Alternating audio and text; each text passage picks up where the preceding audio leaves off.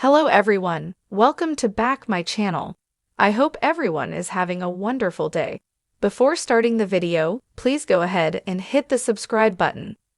In a last-ditch effort to thwart Audra's takeover attempt, and perhaps to remind her how much she cares about him, Tucker faked a heart attack.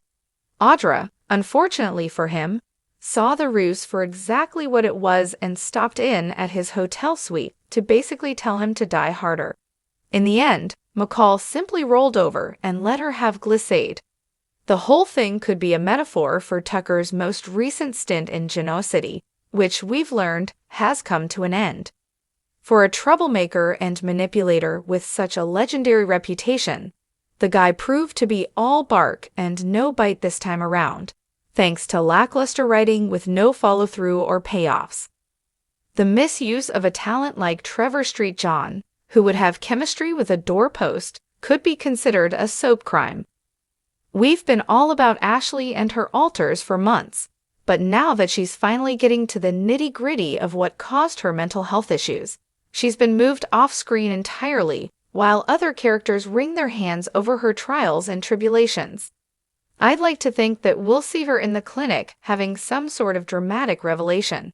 I'm at a loss as to the point of it all, otherwise, because it certainly wasn't a romantic reunion with Tucker. That's yet another payoff that we couldn't take to the bank.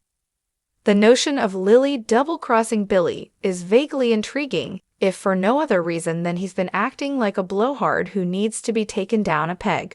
But after years of humdrum business moves, there's really not much impact to be had. All it's going to amount to is yet another job change for someone. Who cares anymore?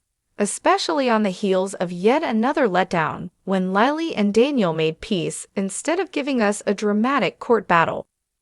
Not that we really cared about Princess Louisa either, but we're grasping at straws these days for anything with some genuine conflict rooted in character history. As is typically the case, the people who will become collateral damage to Victor's latest revenge scheme are already falling into place, including his own wife, who's been left infuriated by his choice to replace her with Adam as she tries to stay on an even keel amid her recovery. Cole, Michael, Audra, and now Kyle are all pawns in this particular chess game, which is geared to bringing down Jack Abbott. Who else might get entangled in the fallout? Virtually anyone in the Newman or Abbott families or their loved ones. While the rivalry is a tad tired, Vic's vengeance is arguably the most entertaining prospect on offer right now. Where's it all headed?